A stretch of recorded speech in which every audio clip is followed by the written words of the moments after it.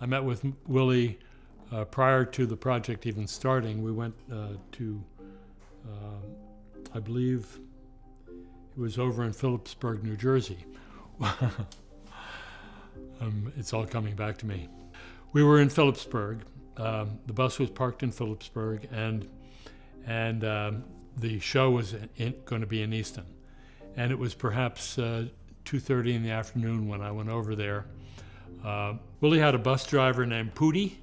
Pooty was like 6'11", very imposing, and he had a voice that was like 3 octaves below pitch. Pooty was kind of guarding the bus, and Willie wasn't there. He said, "Willie's not here right now, but you're welcome to come on the bus."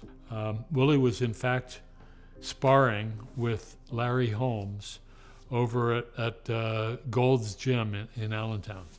And can you imagine Willie, who is as skinny as a rail, sparring with the heavyweight champion of the world? You would think one punch and he'd be out, but apparently Willie's a pretty good sparrer, so he was sparring away over there, and I actually opted to wait for him in my car. A couple hours later, Willie got back, was on the bus, and Pooty came over to my car and said, Willie will see you now.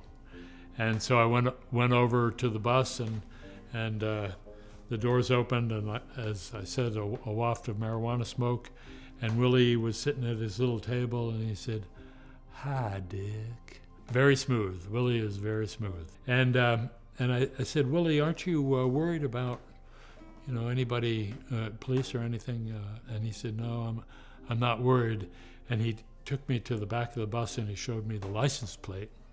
The license plate said "Home Trailer," and he said, "This is my home, and they need a search warrant to come into my home." So we got back on the bus, and he had a joint that was about this big. It looked like it had been rolled in newspapers. It was shaped like a cone, an enormous spliff, and he lit it, and Pooty lit one, and his sister, who always toured with him and played piano with his band, she lit one, and a couple of the road crew, everybody had their own joint, and he handed me this big thing and didn't even ask me, but just lit it for me, and we were all there, and there was smoke all throughout the bus. And he said, "Well, we're going to go to Easton now." And we got over to downtown Easton off the exit and headed in toward the Circle. And the Circle, the Easton Circle, was under construction. The bus came as far as it could go, but it was down to one lane, and the bus couldn't make the turn. And there was about 20 cars in back of us honking their horns, and it was kind of an uncomfortable situation.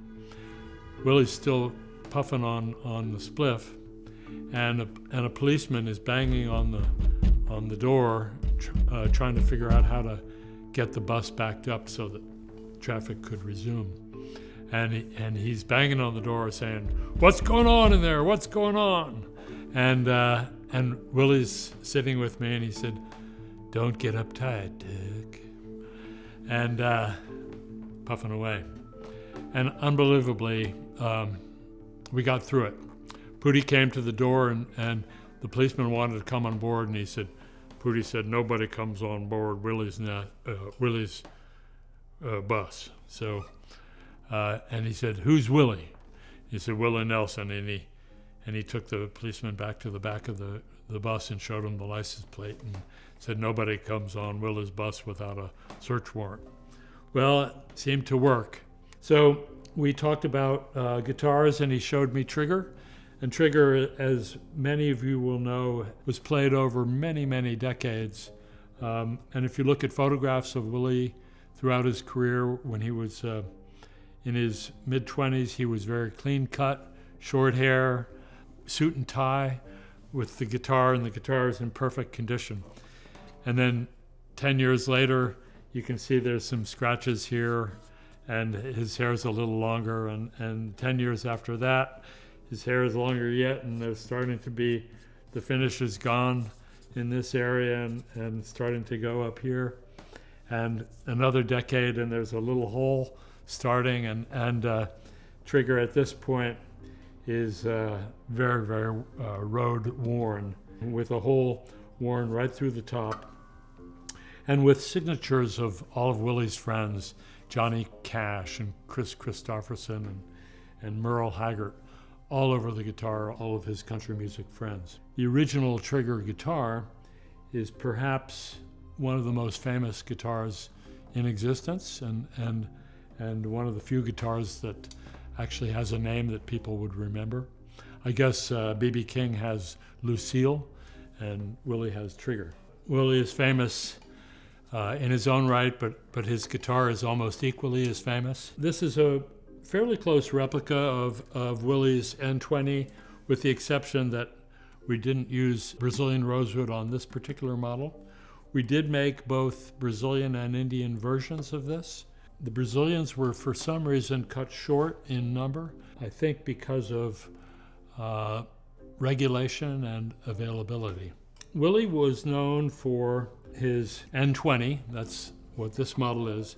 The N-20 was a little bit obscure in the Martin line. Martin never had too much success with the nylon string models. The N size were indicative of traditional classical guitar shape, kind of the Spanish style, including the Spanish mosaic rosette, which was a little bit of a challenge. I took Willie's signature, and that's a story in itself. I said, Willie, we often will inlay the artist's signature at the last fret. And he said, well, that's good. And I said, I need your signature, and I handed him a tablet with it. And he went, and I said, you know, Willie, I need more than that. You couldn't even see that it was a W. It was just woof. And I guess this is what happens when you sign 8 million autographs over your entire career. So I said, can you do it again? And he went, and he did it again a little bit better. And I realized he wasn't gonna do it. So this signature is my best approximation of what Willie's signature would look like if he actually did sign his name. Aside from the rosette, this little area of the end of the fingerboard was a little bit of a challenge. This is often done with nylon string guitars, non-Martins, but Martin was not in the habit of doing this. At the time, I was working with Peter Enstrasser, who was the head of Martin production, to try and get this just right. And the difficulty was that every neck is a little bit different. The location and centering of this arc is really, really critical and has to be done individually with each neck. Willie had a guitar that was made by Baldwin. Baldwin was a piano company, but they had a line of guitars. And the instrument that he had a pickup in it. It was one of the very early under saddle or understring bridge pickups. And what was unusual about it was that the crystals were particularly large. These pickups weren't being used with preamps, and so they had to have a signal that was strong enough to send it all the way to the amplifier. The result was very, very high output, and it kind of defined Willie's stage sound.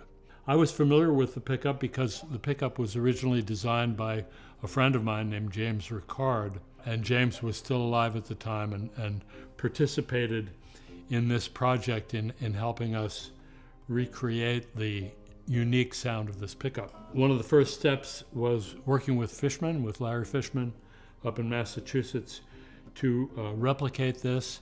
And in fact, I think we had a couple of examples of the Baldwin pickup that Fishman took apart very carefully and replicated the size and output of the crystals, making sure that the crystals were responding evenly across the board with each string.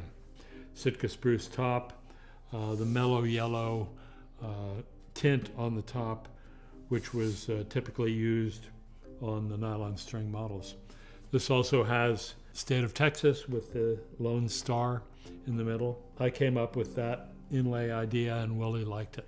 Really, really high-end Waverly Sloan tuners with Ivoroid buttons and classical posts. Steel string guitars have necks that are typically 1 11/16 or 1 3/4 inches.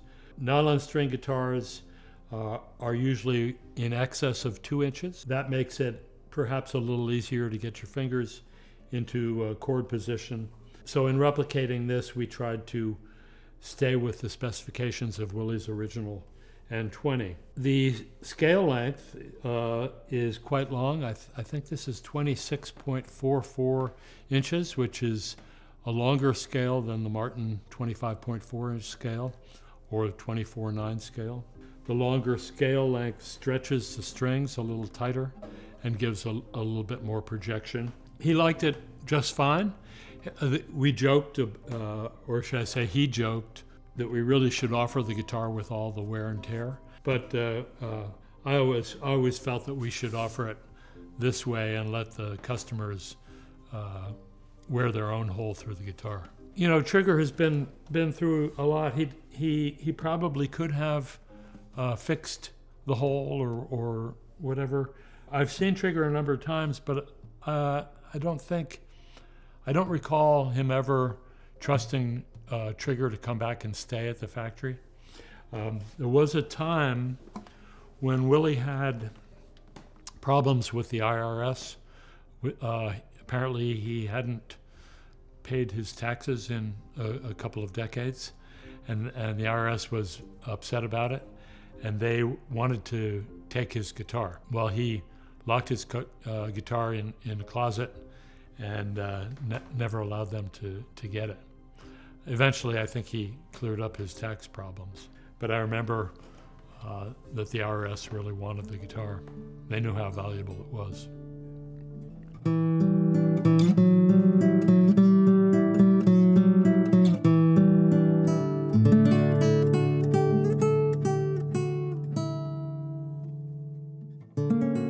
That was my signature story about Willie Nelson. Thanks for watching.